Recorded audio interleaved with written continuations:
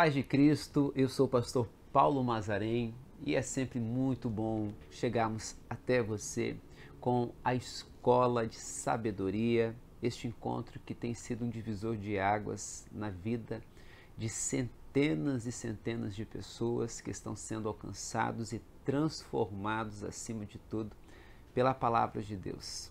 Nós queremos desde já registrar um grande abraço a todos os irmãos que nos acompanham nos mais diferentes lugares deste planeta, aos nossos irmãos em Londres, Orlando, Milão, Madrid, enfim, onde quer que você esteja, que a paz de nosso Senhor e Salvador Jesus Cristo esteja com você. Bom, nós estaremos ouvindo hoje uma poderosa palavra da parte de Deus por um dos nossos professores. Ele é formado em filosofia, uma pessoa que ama a palavra de Deus, que ama a Cristo, o nosso querido professor Uziel Santana. Nós estamos na série Cartas de Paulo aos Efésios e hoje, aula de número 4. Aproveite essa oportunidade, compartilhe essa live com um amigo e uma amiga e nos ajude a levar mais longe a palavra do nosso Deus. Com vocês, nosso querido professor Uziel Santana. Depois de Cristo. Então Jesus já tinha passado, muitas pessoas que tinham visto, Jesus tinham passado, os evangelhos que a gente tem estruturado e tudo mais da história, eles foram escritos muito depois. Vários deles, ou na verdade todos eles, depois de algumas cartas de Paulo. Ou seja, não havia uma estruturação da fé. Não havia uma organização disso que a gente acredita hoje em dia. Hoje é muito mais fácil, a gente tem a Bíblia, a gente tem as cartas, a gente tem pensadores que organizam, a gente tem pastores, teólogos, e todo mundo organiza o pensamento, todo mundo se baseia na Bíblia, os livros estão organizados, tem uma coerência ali. Nesse tempo em que Paulo escreve, não havia tudo tão bem organizado, e a fé, a crença, isso que a gente já tem aí, isso que forma o nosso pensamento, isso que formou o pensamento ocidental, não estava organizado. Então, o que Paulo faz aqui na carta aos Efésios é uma tentativa jovem de organização do pensamento da fé. Então, a gente tem que olhar para esses documentos, para essas cartas, com essa visão. Porque não era tão simples entender o que havia acontecido sem a revelação do Espírito Santo. Porque Paulo chega ali, encontrado no caminho de Damasco, e tem aquele momento místico, com Cristo. Mas as coisas não estavam bem explicadas. Havia-se o Velho Testamento, ali os livros sagrados dos judeus, e tentava-se organizar o pensamento a partir daquilo. A carta aos Efésios deve ter sido escrita ali mais de 30 anos depois da partida de Cristo. Então, o que a gente está olhando hoje, o que a gente vai olhar aqui, enfim, toda essa série, é uma busca de sistematização. É importante entender isso, porque às vezes a gente olha assim já como algo que parecia que tinha uma outra base. Paulo estava baseado em... Não, aquilo estava sendo revelado para ele, e ele estava estruturando no primeiro momento aquilo que seriam os textos da nossa fé. Boa parte do Novo Testamento é o que Paulo escreveu, são as cartas, e hoje a gente tem isso tão firme, mas foi, naquele primeiro momento ali, estruturado pelos nossos irmãos. O primeiro documento que se tem ali é a carta de Tiago, do Novo Testamento, foi o primeiro a ser escrito. Tem-se que ele foi escrito em torno de 40 depois de Cristo. Então, em torno de 10 anos depois de Cristo ter ido aos céus, começou a se escrever um pouco para estruturar. E a carta de Tiago é sensacional. Eu já li algumas vezes e eu fico cada vez mais empolgado quando eu leio novamente. Ele tem uma força, uma firmeza, Dali que vem o quem não tem sabedoria, peça a Deus. Então mas é uma sabedoria diferente, vale a pena a leitura. Mas por que eu estou fazendo esse resgate do entendimento do que era aquele momento, do que era essa carta? Porque a gente está numa aula e é interessante. Eu sou apaixonado também pelo contexto histórico das ações, daquilo que a gente compreende, porque torna maior e mais viva a própria compreensão. Porque se a gente só olha o texto, bate assim, vamos ver aqui o texto de Paulo, é legal, é interessante, é importante, mas quando a gente para entender o que estava acontecendo naquele momento, o que era aquela época, a gente acaba tendo uma visão mais viva. E por isso, o que eu achei interessante a gente fazer hoje? A gente dá uma olhada e entender quem é essa igreja de Éfeso, quem são os efésios. Porque também tem, Paulo escreveu a carta aos Efésios, mas quem são os Efésios? Quem que é esse povo aí de Éfeso? Onde ficava Éfeso? Da onde que a gente sabe disso? O que aconteceu ali?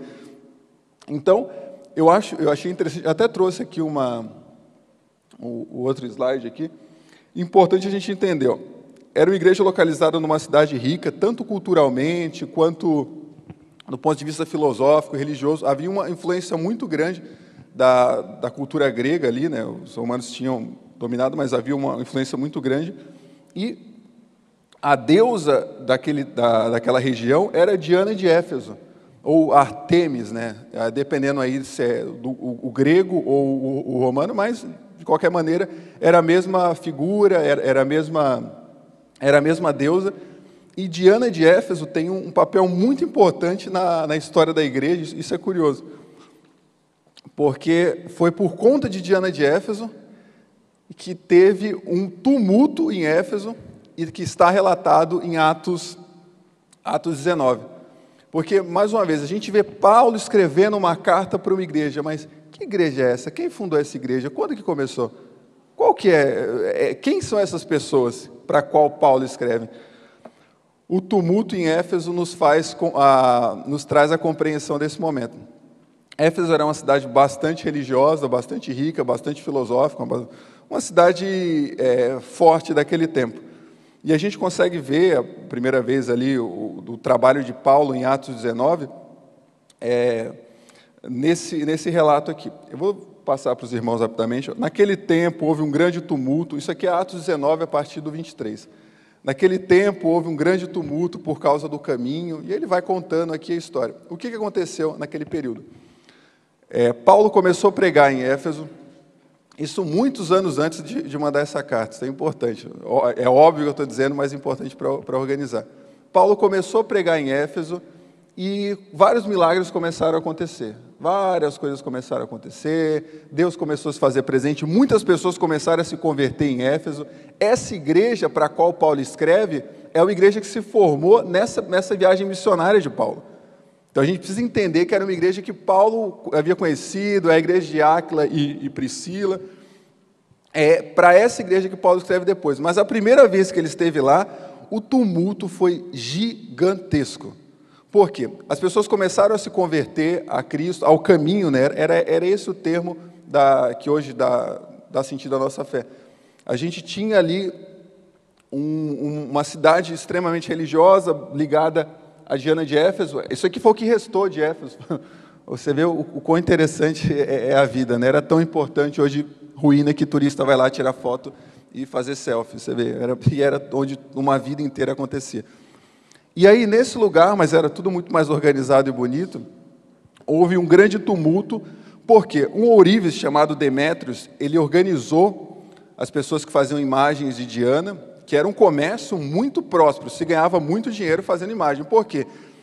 E a gente vai entender porque que Paulo fala o que ele disse ali na carta. Havia-se, já dentro do pensamento dessas pessoas, a ideia de que o espiritual tem uma grande força nas nossas vidas. Então, a gente não vai ter uma boa colheita sem Diana, eu não vou prosperar sem Diana, sem a força de Diana de Éfeso.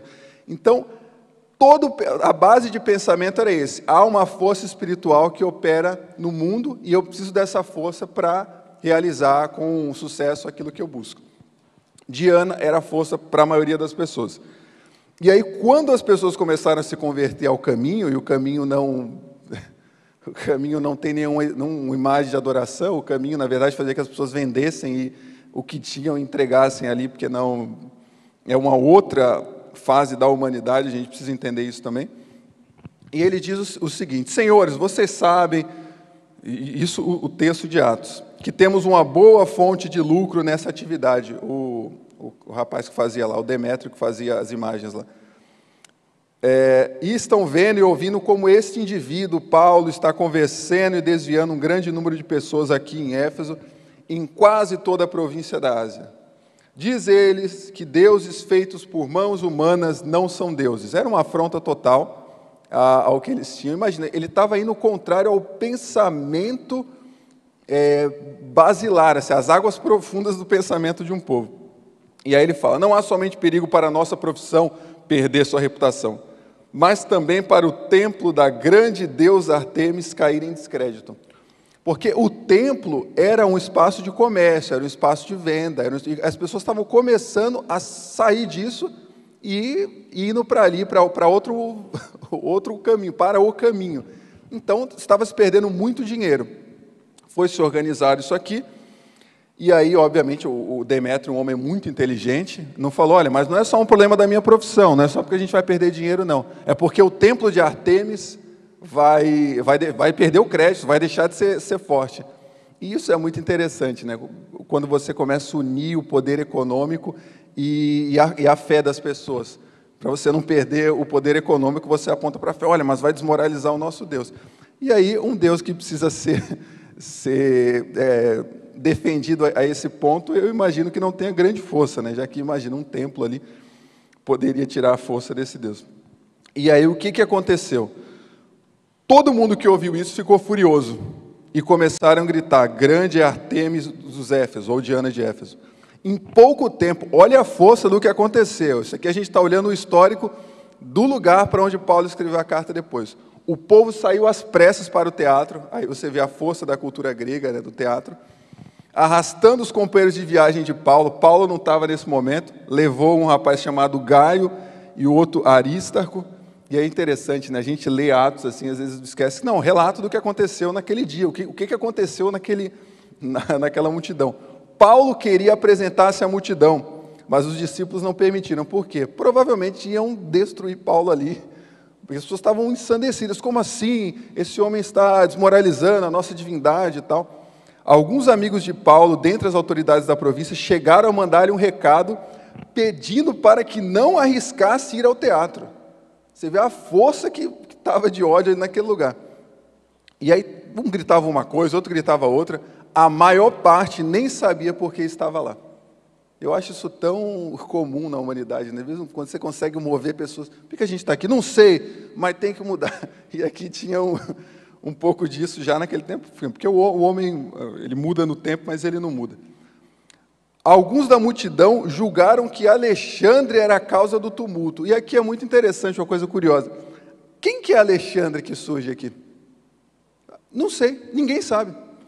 É isso que é interessante. Eu estou fazendo aqui uma leitura da Bíblia, olhando como se fosse um documento histórico. A gente está olhando aqui, do ponto de vista da aula, porque ninguém sabe. Eu fui atrás. Quem que é esse Alexandre que surge aqui? Não se tem certeza. Se é outro Alexandre, mas para quem escreveu ali fazia sentido citar. Alguns julgaram que Alexandre era a causa do tumulto, de tanta confusão que estava naquele momento. Está na Bíblia de todo mundo, Alexandre ali era a causa do tumulto. E quando os judeus o empurraram para frente, ele fez um sinal pedindo silêncio, com a intenção de fazer sua defesa em frente do povo. Mas quando ficaram sabendo que ele era judeu, todos gritaram numa só voz, por cerca de 2 horas, grande é Artemis dos Éfesos. Olha o peso da idolatria e da religiosidade nesse povo. Eu achei interessante a gente fazer esse contexto histórico para entender isso. Eles ficaram 2 horas gritando, grande é Artemis dos Éfesos. Olha o quanto isso está... Isso aqui não é uma coisa que acontece quando você tem uma ideia rasa sobre alguma coisa. Não, isso era algo interior. E é aí que se começa um trabalho, e é aí que se constrói a igreja, a igreja de Éfeso, que é a mesma, enfim, que Apocalipse, é citada em Apocalipse, e a mesma que Paulo traz essa carta que a gente está estudando aqui hoje. Zé, por que você fez esse resgate histórico? Eu acho importante a gente sempre ter um resgate histórico para entender e também para olhar de outra forma para o texto bíblico. Ter esse olhar curioso. O que está escrito aqui? Porque muitas vezes a gente pega para ler a Bíblia e vai lendo assim, né? São histórias tão conhecidas, isso aqui... E a nossa mente não busca mais nem novidade ali. Mas se a gente para olhar e fala, olha que interessante, o que é isso que está escrito aqui? Eu tenho esse olhar, eu gosto muito, eu tenho muita curiosidade, eu pergunto muito o que eu estou lendo, porque se são textos que dão base à minha fé, e a minha fé é o que dá base à minha vida, eu preciso compreendê-los bem, e eu acho que todos deveriam ter esse tipo de pensamento, que é bastante importante. Mas agora que a gente entendeu o contexto histórico desse povo para qual Paulo escreve a carta, a gente consegue entender a importância de Paulo trazer, e aí no que foi lido até anteriormente em outras aulas,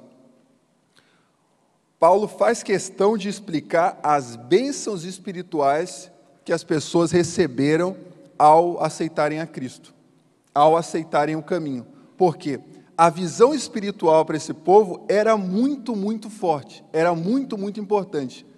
E para que as pessoas não voltassem a buscar uma Diana ou outra divindade, enfim, é muito simples criar um Deus ou algo nesse sentido, Paulo escreve em Efésios 1 e 3, já foi passado aqui em aula, o seguinte: bendito seja Deus e Pai do nosso Senhor Jesus Cristo, que nos abençoou com todas as bênçãos nas regiões celestiais em Cristo. Esse tom é importante, ele segue reafirmando, para que fosse dada a maior atenção. Porque se a gente, ainda mais no mundo de hoje, a gente não repete uma coisa, repete, passa despercebido, a gente não se dá conta. E para que as pessoas não voltassem a praticar rituais, aqui eu fui dar uma estudada sobre a cultura local, haviam vários banquetes que eram feitos para Deus e as pessoas participavam e todo mundo vivia nesses rituais, era muito comum. E Paulo tentava combater isso da seguinte forma: vocês já receberam tudo, todas as bênçãos já foram entregues a vocês, então vocês não precisam mais estar preocupados com isso. E isso é um ponto que, mais uma vez, a gente passa despercebido se não para prestar atenção nos textos, observando o seu verdadeiro contexto histórico. Mas hoje a gente vai olhar, e aí você fala: já fez toda essa volta? Sim, a gente está com tempo ali que vai dar para a gente olhar, já que são apenas 2 versículos. Fez toda essa volta para quê? Para a gente olhar, a partir do contexto histórico, a igreja de Éfeso, mas para a gente também poder olhar para esse texto maravilhoso aqui, ó. Esse texto aqui é maravilhoso. Eu acho que só isso aqui já é uma pregação do Evangelho muito, muito, muito potente. O que está escrito aqui? Em amor nos predestinou para sermos adotados como filhos. Em amor nos predestinou para sermos adotados como filhos. O que aconteceu aqui? Essa é a grande pergunta. Essa é a grandiosa novidade do mundo, a grandiosa novidade que nos alcançou. Nós, que não tínhamos mérito algum, nós que estávamos onde estávamos, fomos colocados dali, na mais alta posição de uma estrutura familiar, abaixo do pai, que é a posição de filho. Nos tornamos filhos de Deus. Nós nos tornamos filhos de Deus. E o que ganha o filho? O filho é o herdeiro direto. O filho recebe tudo que o pai tem. O filho é quem recebe o maior cuidado e proteção. O filho é realmente aquele que está no patamar mais alto. O cuidado do pai em relação ao filho. Não importando a idade que esse filho tem, o pai o seguirá vendo como filho. E como é que isso aconteceu? Nós que não tínhamos nada a oferecer, nós vasinhos de barro aí, fomos adotados como filho, como filhos de Deus, um Deus maravilhoso que nos deu muitas e muitas bênçãos espirituais, que nos permite, que dá em nossas mãos, que deixa para nós maravilhosas bênçãos espirituais. E eu disse: por que você está falando isso? Eu acho que muitas e muitas vezes, nós nos comportamos como o filho pródigo, sobre esse aspecto. Eu estava pensando, nós somos filhos de um Deus maravilhoso, de um Pai gigantesco. O que a gente faz com isso? Ou nada, ou a desvalorização total dessas bênçãos espirituais do nosso Pai. Utilizamos muito pouco a força dessa herança, a força da família que entramos. Temos um Deus gigantesco, um Pai gigantesco, somos filhos desse Pai, mas eu acho que muitas vezes a gente dá uma diminuída naquilo que nos foi liberado, daquilo que nos foi permitido, e gastamos assim de maneira vã. Tal como o filho pródigo, não damos a real importância. Quando o filho pródigo ele fala, me dê a herança, tudo aquilo já estava na mão dele. Tanto que, quando ele volta, né, o outro filho reclama, fala, está tudo aí, está disponível, é seu, é meu, é de vocês, peguem, usem, vivam. Só que parece que o filho pródigo não conseguia entender que as bênçãos do pai eram muitas, e eram muito importantes, e eram muito valiosas, porque ele gasta como se não fosse nada. E essas bênçãos espirituais que nos alcançaram, por vezes, não são utilizadas por nós de maneira tão viva. Hoje aconteceu algo muito interessante aqui, por exemplo. Eu estava ali, e o pastor Sander, o irmão comentou ali que estava com um pouco ruim de gripe e tal, e o pastor Sander prontamente falou, vamos orar por você. Eu nunca fiz isso. Uma bênção espiritual que eu sei que o meu pai me deu, que eu sei que há poder nele, eu não utilizo. Eu simplesmente não utilizo. Eu achei isso tão interessante. Essa é a postura de um filho de Deus. Alguém que adentrou uma família extremamente poderosa. Nós fazemos parte de um reino muito poderoso, mas tratamos isso de forma quase que lateral, assim, está ali, que bom. Eu vou pegar essa herança e vou gastar por aí. Essa paz interior que a gente usa mal. E eu acho que a gente usa mal um aspecto muito negligenciado. Parece que a gente sempre fica no básico, eu acho que é o básico que muda a vida mesmo. Quando a gente olha para a história do filho pródigo, tem um ponto ali. O que o filho pródigo perde ao sair da casa do pai, ali, ao sair do convívio, é a capacidade de comunicação, porque ele não esquece o pai. Ele lembra que o pai tem tudo, ele lembra que era melhor quando estava com o pai, mas ele para de se comunicar com o pai. E aí, o que eu entendi nisso? A importância da oração, que é o nosso canal de comunicação com o pai. É através da oração que Jesus se comunicava com o pai. Poucas vezes nós vemos no Evangelho uma voz do céu, algo nesse sentido. Maioria das vezes, conversar com o pai, o próprio Cristo se afastava para orar e subia ao monte para orar. E nos ensinou, olha, quando vocês forem orar, entrem no quarto de vocês, orem em secreto, porque o Pai de vocês que está em secreto ouvirá a oração de vocês. Então, o que eu percebo aqui? Quando a gente negligencia a oração, que é a forma de conversar com o nosso Pai, a gente negligencia essa relação, que nos foi aberta porque somos filhos de Deus. Essa porta não fica aberta, assim, não, é uma relação diferente, é uma relação de pai para filho, e o próprio Deus quis que fosse dessa maneira, porque Ele poderia ter conosco qualquer outro tipo de relação, uma relação apenas de senhor e servo, e para a gente já seria muito, mas Ele quis, não, vamos abrir a porta, vamos adotar eles, vamos colocar eles como filho, vamos abrir esse tipo de diálogo com os seres humanos. E toda vez que a gente não dá essa importância para esse canal de comunicação, é tal como fez o filho pródigo. Se afasta, vai embora, perde a comunicação, não fala mais e para de se relacionar com o pai. Porque um dos pontos mais importantes, se a gente olhar a história do filho pródigo, não é o dinheiro, enfim, tudo isso ali, o pai tinha muito mais, isso é algo que se recupera, enfim. Tanto que o pai nem fez questão. Mas a relação de poder conversar com o pai que o filho não valorizou. Simplesmente ele virou as costas, pegou as coisas e foi embora. E outro ponto bastante importante que a gente, no mesmo momento, consegue analisar. Fomos adotados para quê? Para que a gente foi adotado? E aí agora, eu fui adotado, e aí, o que eu faço agora? Tá, eu entendi, Zé, eu sou filho de Deus, vou orar, eu quero conversar com meu pai, quero me relacionar, estou aí em busca das bênçãos espirituais que ele me deu, mas e agora? E agora a gente tem João 5,17, eu acho que está no próximo aqui, não, pode passar o slide. E Jesus lhe respondeu, meu pai trabalha até agora e eu trabalho também. Há muito trabalho para ser feito. Há muito trabalho que Deus quer colocar em nossas mãos para que nós façamos também.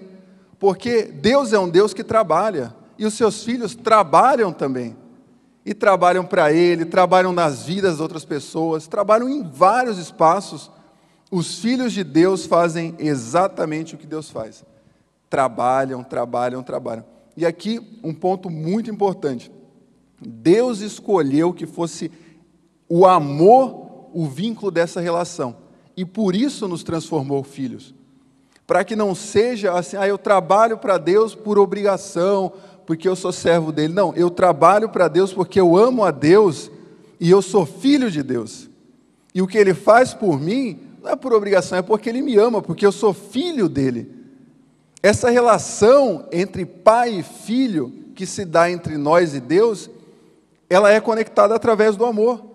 Porque, repito, poderia ser muito diferente, poderia ser qualquer outra coisa. Poderia Deus inventar uma outra forma de se relacionar com os seres humanos e a gente se relacionar com Deus dessa outra maneira, e isso estaria correto, porque Deus sabe muito bem o que faz. E a gente poderia estar vivendo dessa outra maneira a nossa relação com Deus.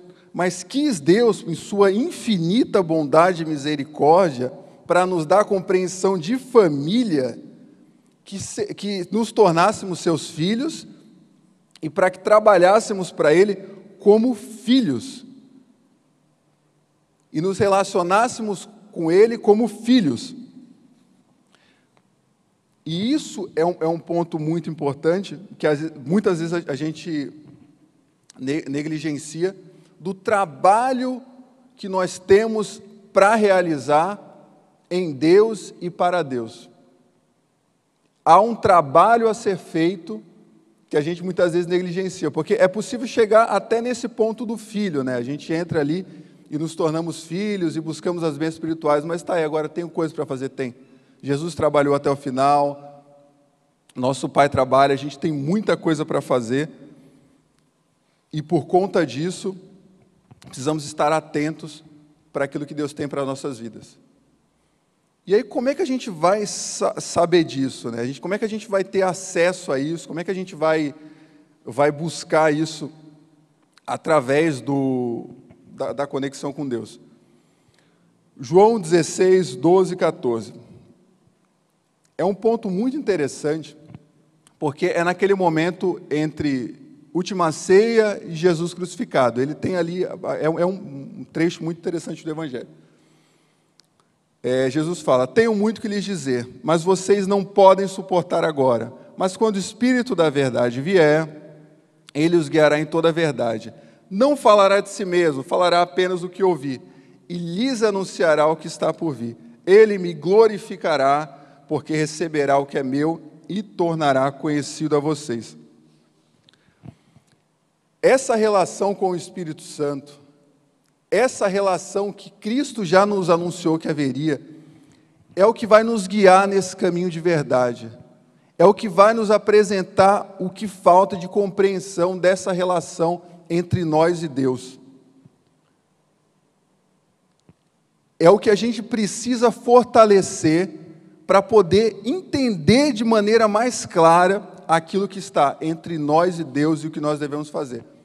É a forma como Deus nos guia, o Espírito Santo é a forma como Deus nos guia, para que a gente possa, de fato, viver aquilo que Deus tem para nós, para que a gente possa viver, de fato, como filhos de Deus, temos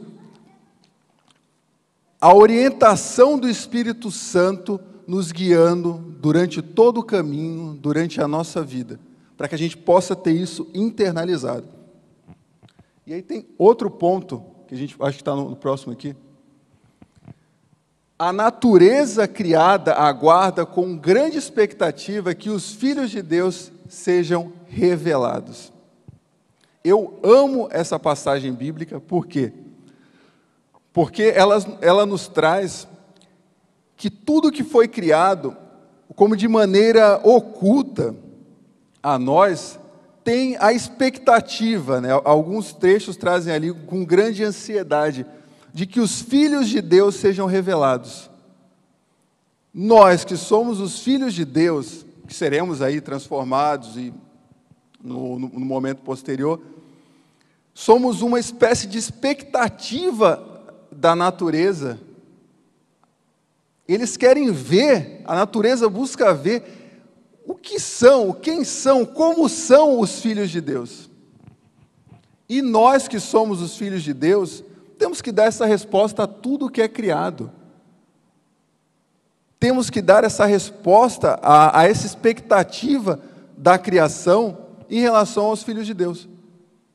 Nós que somos os adotados filhos de Deus através de Cristo, temos a obrigação de atendermos essa expectativa, a grande expectativa com que a natureza espera que isso seja revelado.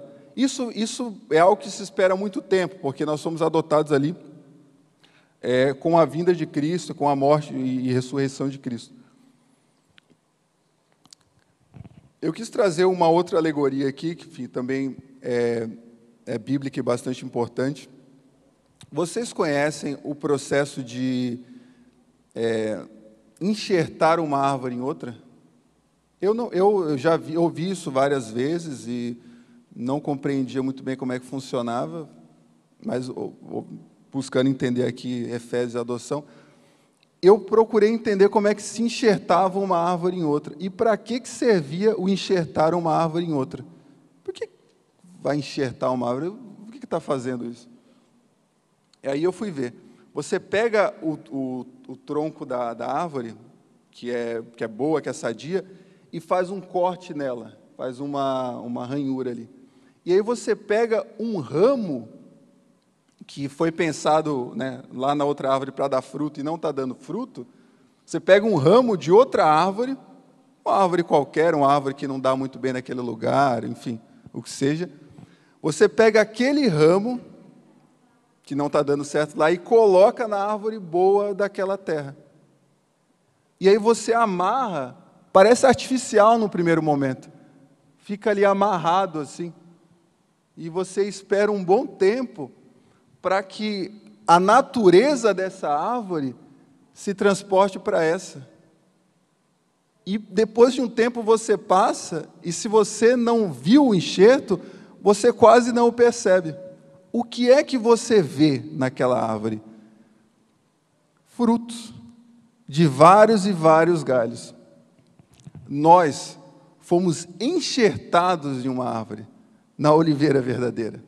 Nós fomos enxertados por uma tamanha graça, porque estávamos lá sem dar fruto e poderíamos ficar, ser cortados, morrer, porque éramos de outras coisas, éramos oliveira brava, era outra coisa. Mas foi lá com muito cuidado. Isso é gigantesco. Fomos tirados, trazidos e colocados ali, porque somos galhos, e na estrutura da oliveira, o galho é o que dá o fruto. Ele dá as folhas e depois dá os frutos. É essa a estrutura da árvore ali, da oliveira. Então, fomos trazidos para essa árvore, fazemos parte dessa família, e agora a expectativa que há em nós é que demos fruto. Porque nós agora estamos nos alimentando, e de fato, se estivermos nos alimentando dessa oliveira, nós vamos dar fruto. porque a nossa natureza, que é imperfeita, tem sido alimentada pela natureza da oliveira perfeita. E nós daremos fruto se estivermos, de fato, enxertados nessa oliveira. Por que eu fiz essa mais outra comparação que parece um pouco ilógica? O próximo slide aqui.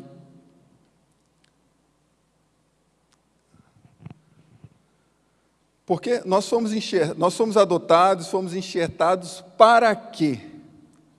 Para o louvor à sua gloriosa graça, a qual nos deu gratuitamente no amado. É para o louvor da graça de Deus, esse favor imerecido. Por isso estamos aqui, por isso vamos frutificar na oliveira. Para isso fomos adotados, para que a graça de Deus seja glorificada, para que quando se olha a oliveira cheia de frutos, fala assim, nossa, mas como está cheia de fruto essa oliveira? Para isso foi trazido o galho, para isso foram trazidos esses homens e essas mulheres, para o louvor de Deus. Olha que plano glorioso, olha que incrível, esse mover de Deus na vida de seres humanos. Irmãos, nós não temos a importância que imaginamos ter, é muita graça. Óbvio, nossa sociedade construiu, a gente construiu um pensamento de fortaleza em relação a nós mesmos, a importância, mas é só com uma graça muito grande para pessoas como nós que temos sido alcançados, trazidos. Não, agora é filho, não, faz parte, agora não, é da família, é filho de Deus, é herdeiro, Paulo nos coloca como co-herdeiro de Cristo. Olha o tamanho da graça que nos alcançou. É para o louvor dessa maravilhosa graça e, consequentemente, o louvor de Deus que fomos alcançados. Não foi para algo vão, não foi para, não, estamos aí, tá, que bom, nós todos somos filhos de Deus ali de uma maneira religiosa. Não, é para algo muito mais profundo. É para uma glória que é vista quando os ramos da oliveira dão frutos. Quando os filhos fazem aquilo que o pai faz, quando os filhos, por conversarem tanto com o pai, vão se tornando parecidos com ele. Tem esse pensamento, nós somos a somatória das 5 pessoas que mais convivemos, né? Coloca o pai, o filho e o Espírito Santo, já ficou menos espaço para a influência. O quanto mais conversarmos com o pai, mais nós vamos ficar parecidos com ele. Ontem, por exemplo, eu estava muito preocupado. Sabe quando você está preocupado, você nem sabe por que você está preocupado? Uma espécie de ansiedade para o nada. Não diga que uma ansiedade clínica é uma certa preocupação. E aí eu fui orar. Eu falei, amanhã eu vou falar que eu sou filho de Deus, vou reafirmar isso várias vezes com os irmãos. Mas como é que isso se dá? Se eu estou dizendo que eu tenho acesso, eu posso ir agora e conversar com Deus. Estava sozinho em casa, fui para o quarto, ajoelhei e falei assim, Deus, hoje eu vim conversar, e eu nem sei o que eu vou conversar. Porque a conversa com o pai, ela é aqui, ó, quem é pai sabe, a alegria de qualquer pai do filho vir conversar, coisa simples.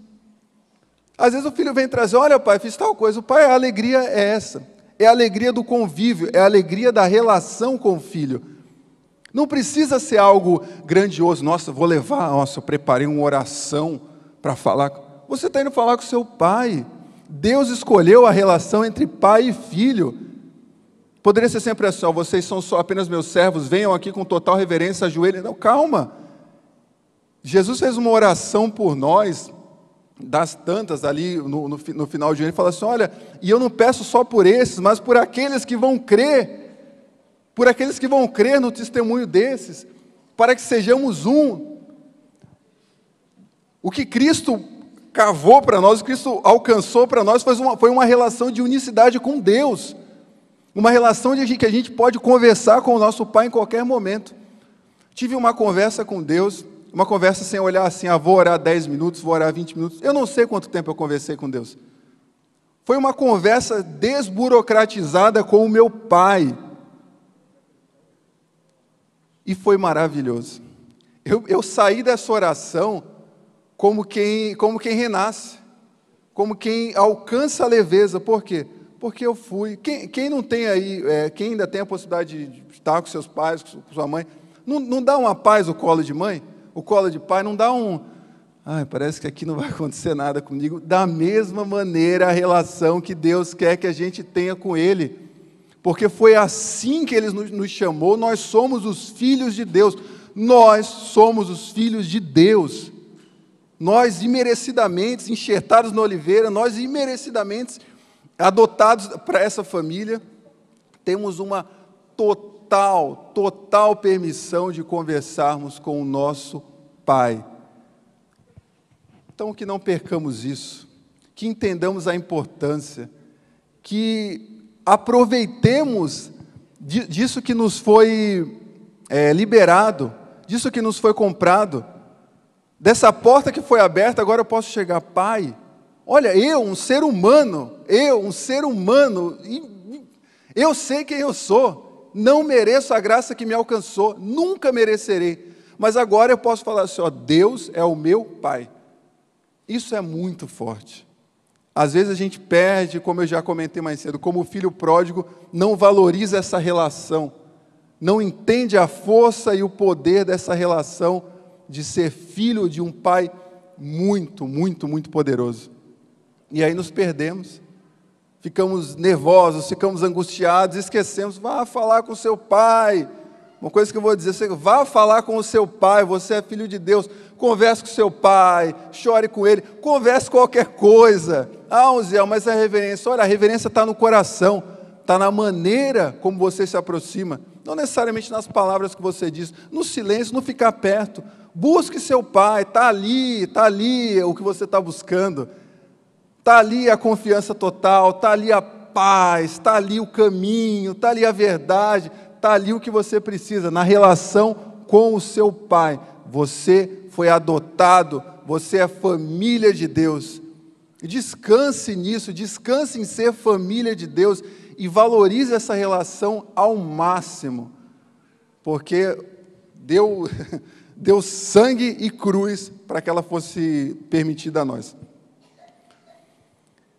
E para que essa glória seja completa, para a maravilhosa graça que nos alcançou seja louvada, e assim, consequentemente, Deus seja louvado, nós somos adotados gratuitamente em Deus. Meus irmãos, o horário já foi, eu peço que nos coloquemos em pé para encerrar. Senhor, meu Deus, meu Pai, eu te agradeço por mais essa aula, por mais esse momento, que o Senhor faça a nossa compreensão aumente em relação à nossa relação entre pai e filho. Aquilo que o Senhor preparou para nós, aquilo que o Senhor tem para nós, nos revela, nos fortalece em nosso dia a dia, em nossos corações, porque nós somos teus filhos, Pai, e encontraremos sempre guarida em teus braços. Continua conosco nesse domingo em nossas vidas, em nome do teu Filho amado Jesus. Amém, meus irmãos. Até o próximo domingo. Para você que chegou até aqui, eu tenho certeza que a palavra de Deus edificou a sua vida. Nós que amamos a palavra de Deus sabemos que seca-se a erva, cai a sua flor, mas a palavra do nosso Deus permanece para sempre. Na próxima terça, nós queremos ter a alegria de estar juntos novamente com você que nos acompanha para a nossa aula de número 5 com o pastor Sander. Tenham todos uma excelente semana e até terça-feira que vem, se Deus quiser.